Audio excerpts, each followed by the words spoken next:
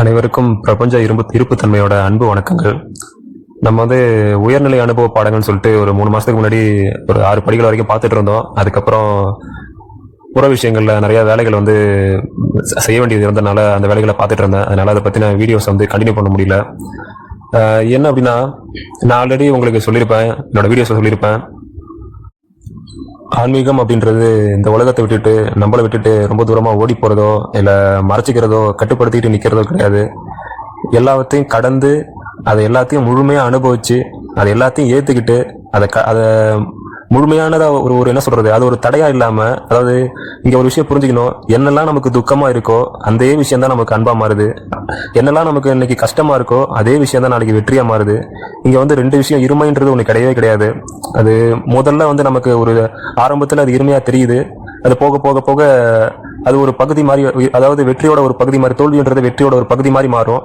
ஆனா அதையும் கடந்து அந்த இருமைத்தன்மை, வெற்றி தோல்வி ரெண்டையும் கடந்து போய் நின்று ஒரு புள்ளியில நின்று பார்க்கும்போது அது எல்லாமே ஒரு அது முழுமை, அது மொத்த முழுமை அப்படியே ஒரே பகுதியா இருக்கிறது அப்படின்றது நமக்கு அந்த ஸ்டேஜ்ல தான் புரியும். அதனால எப்போதுமே நம்ம ஆன்மீகத்தை தேடி போறோம் அப்படின்னா நமக்குள்ள அதை தேடி போறது நல்லதுதான், தப்பு கிடையாது. ஆனா அதே சமயத்துல இந்த உலகத்துல ஒரு குடும்பத்துல ஒரு சமுதாயத்துல நம்ம பிறந்திருக்கோம் அப்படின்னா அந்த சமுதாயத்துக்கு ஆற்ற வேண்டிய பணிகள் அப்படின்றது சில இருக்கு, அந்த குடும்பத்துக்கு ஆற்ற வேண்டிய பணிகள்னு சில இருக்கு. அந்த கடமைகளை நம்ம என்னைக்கும் அதை தூக்கி போட்டுட்டு ஓரம் வச்சுட்டு நம்ம ஆன்மீகத்தை தேடி ஓடுறோம், முழுமை அடைய போறோம் அப்படின்றது சரியான ஒரு முழுமை புரிதல் கிடையாது. முதல்ல என்னோட நான் இந்த வீடியோ, இந்த யூடியூப் சேனல் ஆரம்பிச்ச நோக்கத்துல நான் ஆல்ரெடி தெளிவா போட்டிருப்பேன். என்னை பொறுத்த வரைக்கும் பினான்சியலாவும் நம்ம ஒரு வெல்த்தி ஆகணும், அதே போல நம்மளோட உணர்வு நிலையிலையும் நம்ம வெல்த்தி ஆகணும். ரெண்டுமே முழுமையா இருந்தா மட்டும்தான் அது ஒரு முழுமையான சமநிலை அப்படின்னு சொல்லலாம். ஸோ அதுக்கு புற உலகத்துல நமக்கு தேவை முதல்ல நம்மளோட பசி போகணும், நம்ம குடும்ப சூழ்நிலைகள் நம்மளோட, அதாவது ஒரு ஃபினான்ஷியல் ஃப்ரீடம் அப்படின்றத அடைஞ்சாதான் நாம நிம்மதியா அடுத்து என்ன அப்படின்றத தெளிவா யோசிக்க முடியும். அதுக்கான சுதந்திரமும் அதுக்கான முழுமையான ஒரு மன இருக்க நிலையெல்லாம், மன தளர்வு நிலை அப்படின்றது எப்போ வரும் அப்படின்னா, ஓரளவுக்கு நம்மளோட தேவைகளையும் நம்மளோட சுற்றுப்புறத்துல இருக்கக்கூடிய அவங்களோட அதாவது அவங்களுக்கு அடிப்படை தேவைகளை பூர்த்தி பண்ணி கொடுத்த பிறகுதான் அதுக்கப்புறம் தான் நமக்கு ஒரு திருப்தியான நம்ம ஒரு தேடுதல்ன்றதை முழுமையா ஆரம்பிக்க முடியும். சோ அதுக்கான வேலைகளையும் நம்ம சைடு பை சைடா செஞ்சுட்டே இருக்கணும். அதனால புறத்துல வேலை செய்யும் போது அகத்துல இருக்கிறத அப்படியே விட்டுறணும் அப்படின்றது கிடையாது. உண்மையா சொல்ல போனா இந்த ஆன்மீகத்துக்குன்னு என்னை பொறுத்த வரைக்கும் நீங்க தனியா அதுக்காக ஒரு புல உலகத்துல வேலை செய்யற மாதிரி ஒரு இதுல போயிட்டு உழைச்சி அதை தனியா எடுத்துட்டு போயிட்டு நீங்க வேற அது வேற அப்படின்னு தனியா இருக்கணும் அவசியம் கிடையாது. எப்படி உங்க மூச்சு இலகுவா உங்ககிட்ட போயிட்டு வந்துட்டு இருக்கோ அதே போல ஆன்மீகன்றது நீங்க சுமக்க வேண்டியதே ஒண்ணும் கிடையவே கிடையாது. அது என்னன்றது நீங்க புரிஞ்சுக்கிட்டு உங்களோட தடைகளை, நம்ம மனசுல இருக்க தடைகளை, நம்மளோட எண்ணங்களை கொஞ்சம் கொஞ்சமா தெளிவுபடுத்தி கழுவிக்கிட்டே போனோம் அப்படின்னா அது இயல்பா அங்கேயே இருக்கும். அதை நம்ம உருவாக்க தேவையில்லை. ஆன்மீகன்றதை பொறுத்த வரைக்கும் எல்லாமே அங்கேயே இருக்கு. நம்ம எப்போதுமே முழுமையா மட்டும்தான் இருக்கிறோம். ஆனா அந்த முழுமையா பார்க்க முடியாத அளவுல நம்ம கிட்ட அந்த அழுக்குகள் இருக்கு. அதை தொடச்சி போட்டுட்டு தொடச்சி அதை தெளிவுபடுத்திக்கிட்டே இருந்தோம்னா, உள்ள தேய்ச்சிட்டே இருந்தோம்னா எப்படி வைரம் பழிச்சிடுதோ அது மாதிரி உள்ளுக்குள்ள இருக்கிறத அது ஒளிவிட ஆரம்பிக்கும். அவ்வளவுதான், வேற ஒண்ணுமே கிடையாது. ஆன்மீகன்றது நம்ம நினைக்கிற மாதிரி புற உலகத்தோட இது வேற. அதை தேடிட்டே இருந்து பெற்றுக்கொள்றது. அக உலகத்துல இருக்கிறது இருக்கிறத போல கைவிட்டுட்டே வர்றது. ரெண்டும் எதிரெதிரான முனை, ஆனா ரெண்டும் போய் சேர்ற ஒரு புள்ளி ஒரே புள்ளியில இருக்கும். சரி, அதை பத்தி நம்ம பார்ப்போம். சோ அதனால முதல்ல பண தேவை. ஓரளவுக்கு நம்ம இந்த ஒரு சூழ்நிலையில, இப்போ ஒரு சூழ்நிலையில இன்னைக்கு நமக்கு பெரிய சவாலா இருக்கக்கூடியது ஆரோக்கியம், அப்புறம் பொருளாதாரம், அப்புறம் நம்ம அறியாமை போக்கணும். இந்த 3 விஷயங்கள்ல நம்மளோட மொத்த பிரச்சனைகளையும் அடைக்கலாம். ஏதாவது ஒரு வகையில இந்த மூணு விஷயங்கள்ல நம்மளோட மொத்த பிரச்சனைகளை அடைக்கலாம். இந்த 3 தெளிவாகும் போது அது ஏதோ ஒரு விதத்துல நம்மளோட பிரச்சனைகளுக்கு தீர்வு அமைஞ்சிரும். சோ அதுக்கு நம்ம என்னென்ன பண்ணணும், இது 3மே பாத்துக்கணும். அதாவது இது நான் ஒன்ன பாத்துக்கிட்டு இப்ப நான் ஆன்மீகத்தை மட்டும் பார்த்துட்டு உடம்ப விட்டுறேன், பொருளாதாரத்தை விட்டுறேன் அப்படின்னா அதுவும் சரியானதா, அதுவும் சரியில்லை. அதே போல நான் பொருளாதாரத்தை மட்டும் பாத்துக்கிறேன், ஆரோக்கியத்தை விட்டுட்டு இல்ல என்னோட அறியாமையை நான் போக்காம இருக்கிறேன் அப்படின்னா அதுவும் முழுமையான வளர்ச்சி. ஏன்னா நீ பொருளாதாரத்துல எவ்வளவு உயர்நிலை அடைஞ்சாலும் அவனோட ஆரோக்கியத்தை விட்டுட்டு உண்மையான அறிவு, உண்மை எதுன்றதை அறியாம நம்ம எவ்வளவுதான் தேடி தேடி தேடி வெற்றி அடைஞ்சாலும் அது ஒரு கேம் விளையாடுறதுக்குள்ள, கேமுக்குள்ள போயிட்டு நீங்க எத்தனை லெவல் அடைஞ்சாலும் அது எண்ட் ஆஃப் த டே அது வெளியில வரும்போது ஜஸ்ட் கேம், அவ்வளவுதான். இந்த வாழ்க்கையுமே ஒரு முழுமையான விளையாட்டு மட்டும்தான். சரி, அதை பத்தி நம்ம ஒரு புரிதலா பின்னாடி பார்ப்போம். இப்ப நான் சொல்ல வந்தது என்ன அப்படின்னா, இப்ப நமக்கு ஒரு சந்தேகம் வந்துட்டே இருக்கும். எல்லாருக்குமே இந்த சந்தேகம் இருக்கும். ஏன்னா ஒருத்தரும் ஒரு பல வகையான ஒரு மதங்களும் சரி, ஒரு குருமார்களும் சரி, பல வகையான விதங்கள்ல அவங்களோட வாழ்க்கை முறையா அந்த அடையக்கூடிய இறுதி நிலையை அடையக்கூடிய நிலைகளை பல மாதிரியான பயிற்சி முறைகளையும் பல மாதிரியான ஒரு அதுக்கான தயார்படுத்துதலையும் அணுகுமுறைகளையும் கொடுத்துட்டே இருக்காங்க. ஸோ இப்போ வந்து நமக்கு வந்து எது வந்து உயர்ந்தது எது சரியானது அப்படின்ற ஒரு ஒரு தெளிவில்லாத நிலை வந்து எப்போதுமே வாழ்க்கை ஃபுல்லாக ஒருத்தருக்கு இருந்துட்டே இருக்கும். ஸோ இப்போ நம்ம ஒரு இதில் போயிட்டு இருப்போம், அதில் வந்து மாற்றங்கள் வந்து பொறுமையாக தான் நடந்துட்டு இருக்கும், ஒன்றும் பெரிய மாற்றம் நடக்காது. பக்கத்தில் இருக்கவங்க திடீர்னு பார்த்தீங்கன்னா ஏதோ ஒரு நாள் அதை வந்து கேட்க தோணும் நமக்கு, அவங்களோட போதனைகளையோ அவங்க வார்த்தைகளையோ கேட்க தோணும் போது திடீர்னு வந்து நமக்கு ஒரு இது ஏற்படும். இதை விட அது வந்து உடனே டக்குன்னு புரியுற அளவுக்கு நல்லா ரொம்ப பிரைட்டா இருக்கு அப்படின்ற மாதிரி. இப்போ நம்ம வந்து ஒரு நார்மல் கார்ல போயிட்டு இருக்கோம், ஒரு பழைய கார்ல அம்பாசிடர் கார்ல போயிட்டு இருக்கோம் அப்படின்னா திடீர்னு வந்து ஒரு பென்ஸ் காரோ ஒரு ரோல்ஸ் ராய்ஸ் காரோ வந்து வரும்போது பக்கத்துல வரும்போது அதோட ஸ்பீட் அதோட அழகு எல்லாத்தையும் பார்க்கும்போது வாவ் எவ்வளவு அருமையா இருக்கு. அது வாழ்ந்தா என்ன சொல்றது, அனுபவம்னா அது மாதிரி ஒரு அனுபவமா இருக்கணும். அப்படி இருந்தா தான் நம்மளோட வாழ்க்கை வந்து மிக சிறப்பா இருக்கும். நம்ம போறது ஏதோ தப்போ, நம்ம போறது இன்னும் ரொம்ப லேட் ஆகுமோ, நம்ம போறது போய் சேருவோமா, கிடைக்குமா கிடைக்காதா அப்படின்ற சில சந்தேகங்கள் வந்து நமக்கு எழுந்துட்டே இருக்கும். இன்னொரு விஷயம், உண்மையில நாம வந்து அடைய வேண்டியது எது? அதாவது இப்ப நம்ம ஒரு ஸ்டேஜ்ல வந்து ஒரு பொருளாதார நிலைமை எடுத்துக்கோங்களேன், ஒரு சாப்பாட்டுக்கே இல்லாம கஷ்டப்படுற நிலையில இருப்போம். அதுக்கப்புறம் கொஞ்சம் கொஞ்சமா படிப்படியா அந்த அடிப்படை சாப்பாடு இருப்பிடம் எல்லாமே பூர்த்தி பண்ணுவோம். அடுத்து வந்து ஒரு நல்ல வேலை, ஒரு நல்ல சம்பளம், அப்புறம் அதை விட ஒரு உயர் பதவி, அதை விட ஒரு உயர்ந்த வேலை, அப்புறம் அப்படியே நம்ம சமூகம் அப்படின்ற நம்மளோட சுத்தி இருக்க எல்லாமே வந்து உயர்ந்துகிட்டே போவோம். நல்ல பெரிய வீடு, பெரிய காரு, பெரிய ஆடம்பரங்கள் அப்படின்ற மாதிரி வளர்ச்சி உயர்ந்துட்டே போவோம். ஆன்மீகமும் இது மாதிரி ஒரு வளர்ச்சி நிலை தானா? அதாவது போக போக போக எவ்வளவு வேணாலும் சம்பாதிச்சுட்டே போலாமா?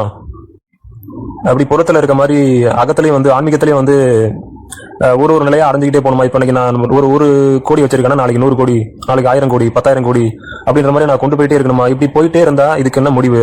இது முடிவே இல்லாத ஒண்ணா அப்படின்ற மாதிரி ஒரு கேள்வி வரும். இன்னொரு விஷயம் வந்து இந்த ஆன்மீகத்துல நிறைய ஃபாலோ பண்ணிட்டு இருக்கவங்களுக்கு ஒரு ஒரு சந்தேகம் வந்துட்டே இருக்கும். என்ன அப்படின்னா, ஒரு சிலர் வந்து 6 ஆதாரங்கள், அதாவது 7 சக்கரங்கள்னு சொல்லுவாங்க. அந்த 7 சக்கரங்கள் வழியா ஒன்னா சக்கரங்களை கடந்து போகணும் அப்படிம்பாங்க. இன்னொரு இதுல வந்து அறிவு போதும், அறிவு தெளிவு மட்டும் போதும், அது இருந்தா வேற எதுவுமே தேவையில்லை அப்படிம்பாங்க. ஒரு சிலர் வந்து பிராணாயாமம் பண்ணுங்க அப்படின்ற மாதிரி அந்த இதுல இருந்து வந்து அடைங்கன்னு சொல்லுவாங்க. ஒரு சிலர் குண்டலினி போதும், ஒரு சிலர் வாசியோகம் போதும், ஒண்ணு மட்டும் போதும், வேற எதுவுமே தேவையில்லை அப்படின்னு சொல்லுவாங்க. இது மட்டும்தான் அது அடையக்கூடிய வழி, வேற எதுவுமே அடையக்கூடிய வழி இல்லை அப்படிம்பாங்க. இப்படி ஒருத்தரும் ஒரு சிலர் வந்து அஷ்டாவக்கரோட இதை பாத்தீங்கன்னா ஒரே செகண்ட் தான், இந்த ஒரு செகண்ட் அந்த புரிதல், அந்த இறுதி புரிதல் உனக்கு அந்த அந்த கணம் நிகழ்ந்துருச்சு அப்படின்னா அந்த ஷிஃப்ட் முடிஞ்சிச்சு, அவ்வளவுதான். அதுக்கு மேல அதுக்கு ஒண்ணுமே கிடையாது. இவன் என்ன சொல்றது, நீ ஆல்ரெடி அதுவே தான் இருக்கிற அப்படின்ற அந்த எண்ட் ஸ்டேஜ் கொண்டு காட்டிடுவாரு. அதாவது இதுல யாரு சொன்னது தப்பா, யாரு சொன்னது சரியா அப்படின்றது எதுவுமே வந்து இங்க தப்பு சரின்றதுக்கு வேலையே கிடையாது. எல்லாமே வந்து ஒரு இறுதி புள்ளிக்கு அங்க போறதுக்கான பலவிதமான வழிகள் மட்டும்தான். ஆனா அந்த இறுதி புள்ளி அங்க எங்க இருக்கு அப்படின்னா அவர் சொன்னதுலதான் இருக்கு, அஷ்டாவக்கர் சொன்னதுலதான் இருக்கு. அந்த இறுதி கணன்றது அங்கதான் இருக்கு. ஆனா அந்த இறுதி கணத்தை அடையக்கூடியவங்களோட மனநிலைன்றது, அவங்களோட அந்த மனநிலைக்கு இருக்கக்கூடிய ஒரு உணர்வு நிலைன்றது, ஒரு அறிவியலா சொல்லணும் அப்படின்னா நம்ம வாழ்ற ஃப்ரீக்வன்சி சொல்லுவோம். அந்த ஃப்ரீக்வன்சி வந்து இப்ப சில பேருக்கு ஒரு ஃப்ரீக்வன்சி வந்து படிச்ச உடனே, ஒரு புக்கை படிச்ச உடனே, இப்ப நல்ல ஒரு புக்தரோட நல்ல ஒரு இறுதி நிலைகள் ஓஷோவோட ஒரு மிகப்பெரிய இதானே படிச்சீங்கன்னா அந்த படிச்ச உடனே வந்து பளிச்சுன்னு வந்து ஓ இவ்வளவுதானா, நான் புடிச்சிட்டேன், அவ்வளவுதான், எனக்கு கிடைச்சிருச்சு அப்படின்ற ஒரு அந்த புரிதல் வந்து உடனே சட்டுன்னு கிடைக்கும். ஆனா கிடைச்சிட்டு அது நிலைச்சு இருக்குமான்னா இருக்காம போயிடும். அது கொஞ்ச நேரத்துல அது படிக்கும்போது இல்ல அவங்க கூட இருக்கும்போது, அது பேசும்போது, ஒரு குரு பக்கத்துல இருக்கும்போது அது கிடைக்கும். அதுக்கப்புறம் அது கொஞ்ச நேரத்துல அது காண போயிடும். திரும்ப பழைய நிலைமைக்கு வந்துருவோம். திரும்ப ஒரு குழப்பம் வந்துடும். அவ்வளவுதானா, அப்போ வந்து அது உண்மை இல்லையா, இப்ப இதை விட இன்னும் இதோ உயர்ந்தது இருக்கா? எப்போதுமே நிலைத்து இருக்கணும்னா அது மிகப்பெரிய இன்னும் ஏதோ ஒரு உயர்ந்ததா இருக்கும் அப்படின்ற நம்ம மனசு தேடிட்டே இருக்கும். மிகப்பெரிய உயர்ந்ததுன்னா அது ஏதோ ஒரு மிகப்பெரிய சூட்சமத்துல நமக்கு தெரியாத ஒன்னாதான் இருக்கு. நமக்கு இது வரைக்கும் தெரிஞ்ச ஒண்ணு இல்ல, அது இல்ல. இது வரைக்கும் தெரிஞ்ச ஒண்ணுல அது இருந்திருந்தா நாமளும் வந்து 24 மணி நேரமும் அதுல இருந்திருக்க முடியும் அப்படின்ற ஒரு சந்தேகமும் ஒரு தீர்க்க முடியாத கிடைக்காத பதிலாவும் அது வந்துட்டே இருக்கும். அதுக்கு உண்மையாலுமே எனக்கு கிடைச்ச ஒரு சின்ன அனுபவத்துல கிடைச்சக்கூடிய உண்மை என்னன்னா, இது எல்லாமே சரி. அதாவது இவங்களோட முறைகள்ல இது தப்பு, இது உயர்ந்தது, இது தாழ்ந்தது அப்படின்ற எதுவுமே கிடையாது. எப்படின்னா, நீங்க வந்து கீழே வந்து இப்போ நான் ஒரு எக்ஸாம்பிள் சொல்றேன். இந்த பூமி ஒரு உருண்டை எடுத்துக்கோங்க, எல்லாமே ஒரு வட்டம் எடுத்துக்கோங்க. இந்த வட்டத்துல நீங்க கீழ்நிலையில இருக்கீங்க. வட்டத்தை 0ல ஆரம்பிச்சு மேல வந்து நடுவுல வந்து நடுவுல 0ன்னு வச்சுக்கோங்க, நடுவுல 0, கீழே வந்து மைனஸ் ஒரு 90 வச்சுக்கோங்க, மேல வந்து ஒரு +90 அப்படின்னு வச்சுக்கோங்க. ஒரு முழு சுற்று இது. 4 பக்கமும் 90 இருக்கு, 360. இந்த நடுவுல வந்துட்டீங்க அப்படின்னா அது வந்து 0. மேல போனீங்கன்னா மேல வந்து +90, கீழே வந்தீங்கன்னா -90. வாழ்க்கையை வந்து எல்லாரும் ஆரம்பிக்கும் போது எங்க ஆரம்பிக்கிறோம் அப்படின்னா -90ல ஆரம்பிக்கிறோம். -90 ஆரம்பிச்சு ஒரு படியா நம்ம வந்து இப்படி குறைஞ்சிட்டே போகும்போது நம்மளோட பேர்டன்ஸ்லாம் வந்து நம்மளோட மன இதெல்லாம் வந்து குறைஞ்சிக்கிட்டே வரும். மனசோட அந்த எண்ண ஓட்டங்கள், அந்த சிந்தனைகள் வந்து எல்லாமே கொஞ்சம் கொஞ்சமா மாறிட்டே வரும். ரொம்ப வெறும் பசி, காமம், தூக்கம் அப்படின்ற மாதிரி அந்த ஒரு இதுல ஸ்டேஜ்ல இருந்துட்டு மைனஸ்ல ரொம்ப இருந்துட்டு மேல வர வர வர கொஞ்சம் கொஞ்சமா போட்டி, பொறாமைகள், எண்ணங்கள், நான் தப்பா இருக்கணும், சுய நொந்துக்கிறது, அப்படி வந்து சுய கேள்விகள், ஒரு சில நேரம் நல்லபடியா இருக்கிற மாதிரி போறது, திரும்ப வந்து கீழே வர்றது, திரும்ப போராட்டங்கள், மன போராட்டங்கள், இப்படி ஒண்ணு நடந்துகிட்டே கொஞ்சம் கொஞ்சமா மேல வருவீங்க. மேல வந்துட்டு ஒரு 0 நிலைமை அடைஞ்ச பிறகு இத்தனை நாள் இருந்த பாரம், இத்தனை நாள் இருந்த ஒரு போராட்டம் திடீர்னு அடங்கும் போது அந்த இடத்துக்கிட்ட வெறுமையை தாங்க முடியாது. அந்த 0 பார்த்தோன்னா வெறுமை வந்து ஒரு மாதிரி நம்மள ஒண்ணுமே இல்லாத நம்ம இத்தனை நாள் வந்து ஒரு துக்கத்தோட வாழும்போது நம்ம எப்போதுமே பாரமா கனமா அழுத்திட்டே இருக்கோம்.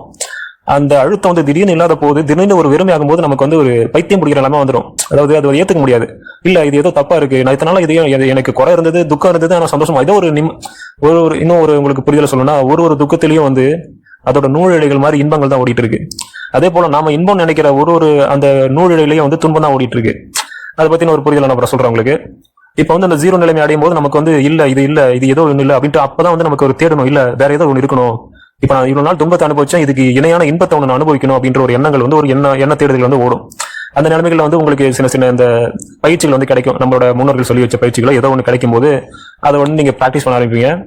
அது வந்து என்ன ஆகும், உங்களுக்கு அடுத்து எப்படி கீழே இருக்கிறது வந்து படிப்படியா ஒரு லேயரா இருந்ததோ, இப்ப அதை விட்டுட்டு வந்தீங்களோ, திரும்ப வந்து உயர்நிலைன்ற பேர்ல நீங்க புதுசா ஒரு லேயரை ஃபார்ம் பண்ணிட்டே இருப்போம். புதுசா வந்து நம்ம வந்து உயர்நிலை, நான் வந்து இப்ப நல்லா இருக்கிறேன், நான் வந்து இப்ப வந்து நான் முன்னாடி இருந்த நிலைமையோட உயர்நிலைக்கு போயிட்டு இருக்கேன், இப்ப இருக்க நிலையோட நான் அதிகமான ஒரு வளர்ச்சி அடைஞ்சிட்டு இருக்கேன் அப்படின்ற மாதிரி ஒரு படிநிலைகளா நம்ம போயிட்டு இருப்போம். அதுல வந்து சில பேர் பயிற்சி பண்ணும்போது நான் வந்து அந்த நிலையை பார்த்தேன், ஒளியை பார்த்தேன், உருவத்தை பார்த்தேன், சத்தத்தை கேட்டேன் அப்படின்ற மாதிரி ஒரு ஸ்டேஜா போயிட்டு இருப்போம். நம்ம அதுலயும் கடைசி வரைக்கும் போயிட்டே இருந்தோம்னா அது சில இதெல்லாம் வந்து பாத்தீங்கன்னா வள்ளலார் அவங்க மாதிரி மிகப்பெரிய ஞானிகள் அடைஞ்சு சொல்லி வச்சிருக்க அவங்களோட சொந்த திருமூலர் அவங்க அனுபவிச்சு எழுதி வச்சிருக்க சொந்த புரிதல்கள் எல்லாம் நம்ம அடைஞ்சிட முடியுமா அப்படின்னா, அது அடைஞ்சே ஆகணுமா அப்படின்றது ஒரு கேள்வி. வந்து அது அடைஞ்சாதான் முழுமையான நிலை அப்படின்னா அது கிடையாது. அதுக்கு வந்து எல்லையே கிடையாது.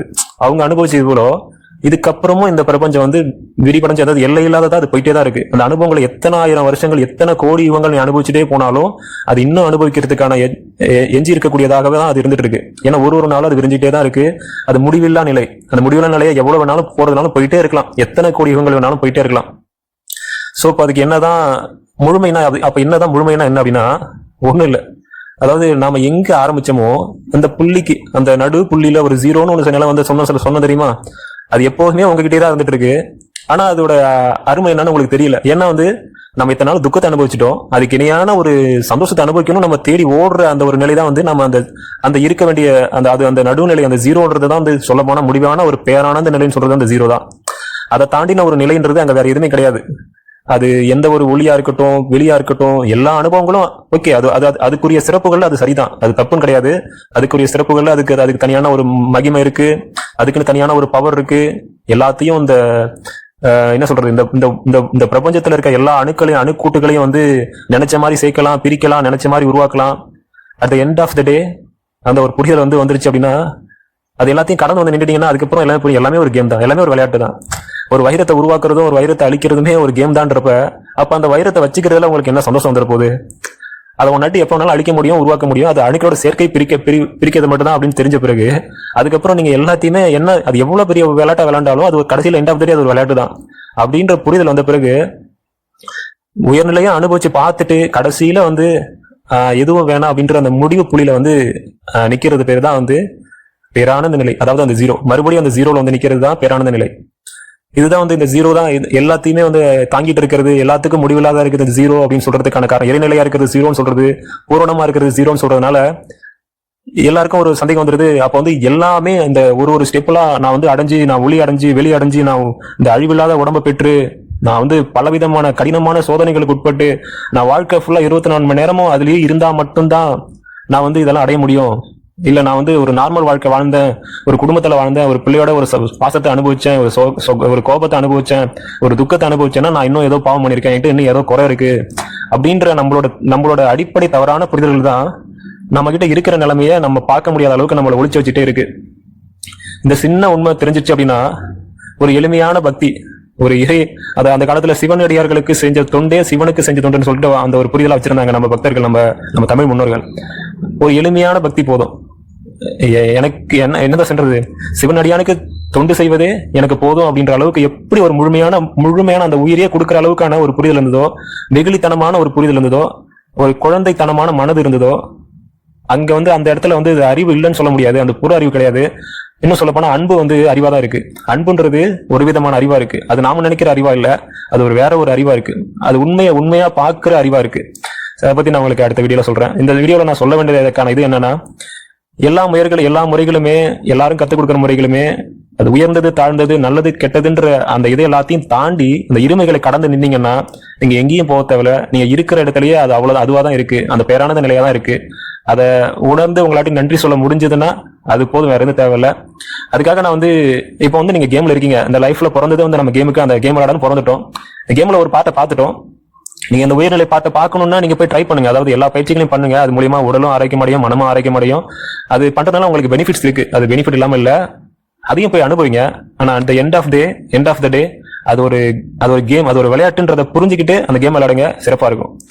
அந்த உணர்வுகள் எல்லா உணர்வு நிலையிலையும் அனுபவிங்க. ஆனா எந்த உணர்வு நிலையிலுமே இன்பமோ துன்பமோ ரெண்டுமே ஒரு வகையில ஒரு பாரம் தான். எல்லாத்தையும் அனுபவிங்க, தப்பே கிடையாது. எல்லாத்துக்கும் ஆசைப்படுங்க, எல்லாத்தையும் உலகத்துல இருக்க செல்வங்கள் எல்லாத்தையும் அனுபவிக்கணும்னு நினைங்க, எல்லாத்தையும் அனுபவிங்க. அதை மத்தவங்களுக்கு அனுபவிச்சுட்டு அதை மத்தவங்களுக்கு நிறைவா கொடுங்க. அதே போல ஆன்மீக உலகத்துல இருக்க எல்லா விதமான அனுபவங்களையும் நீங்க சித்தியாக்கணும்னு நினைச்சா ட்ரை பண்ணுங்க, ட்ரை பண்ணி பாருங்க, தப்பு கிடையாது. ஆனா ஒரு புரிதல் மட்டும், இந்த ஒரே ஒரு புரிதலை மட்டும் வச்சுக்கிட்டு நீங்க எல்லாத்தையும் ட்ரை பண்ணீங்கன்னா அதுக்கப்புறம் நீங்க அதுல ரொம்ப சீரியஸா இது பண்ண மாட்டீங்க. விளையாடுற ஒரு விளையாட்டு அப்படின்னும் போது அதுல அது கிடைச்சா என்ன, கிடைக்கலாம் என்ன, கிடைச்சாலும் நல்லதுதான், கிடைக்கலாம் நல்லதுதான். நம்ம ட்ரை பண்ணதே ஒரு சந்தோஷம் தான். அந்த ஒரு அனுபவங்களை, அந்த ஒரு படிநிலைகளையும் ஒரு நொடியையும் உணர்ந்து உணர்ந்து உணர்ந்து அனுபவிச்சிட்டீங்க அப்படின்னா அதுக்கப்புறம் அதுக்கு அடைய வேண்டியது ஒண்ணுமே கிடையாது. இந்த ஒரு சின்ன புரிதல் இது வார்த்தைகளா எத்தனையோ பேர் அவங்க புரிஞ்சவங்க எழுதிட்டு போயிருக்காங்க. அது எத்தனை பேருக்கு அது புரிதலா அனுபவமா கிடைச்சிருக்கும்னு எனக்கு தெரியல. ஒருவேளை அந்த அனுபவம் கிடைக்காத ஒண்ணு கிடையாது, எல்லாருக்கும் கிடைக்காத ஒண்ணு கிடையாது. அது ரொம்ப எளிமையா இருக்கனால அதை நம்மளால ஏத்துக்க முடியல, அவ்வளவுதான், வேற ஒண்ணும் கிடையாது. அது ரொம்ப எளிமையா, இவ்வளவு எளிமையா எப்படி இருக்க முடியும், இவ்வளவு அடைய முடியாத கடவுள், கண்ணுக்கு தெரியாத கடவுள் இவ்வளவு எளிமையா இருந்தா எப்படி நான் ஏத்துக்க முடியும் அப்படின்ற ஒரு அந்த ஒரு புறந்தள்ளுதல் தான் மனுஷன் அந்த நிலையை அடைய முடியாம தடுத்துட்டு இருக்கு. ஓகே, சொல்றது எல்லாருக்கும் புரிஞ்சிருக்குன்னு நினைக்கிறேன். இதை பத்தின புரிதல் உங்களுக்கு இருந்தாலும் இதை பத்தி ஏதாவது கமெண்ட் பண்ணுங்க. இதை பத்தி சந்தேகங்கள் இருந்தாலும் அதை பத்தி கமெண்ட் பண்ணுங்க. எனக்கு தெரிஞ்ச சிறு புரிதலை ஏதாவது அதை சொல்ல முடிஞ்சா நான் உங்களுக்கு சொல்றேன். எல்லோருக்கும் நன்றி. நம்ம அடுத்த வீடியோல சந்திப்போம். வாழ்க வளமுடன்.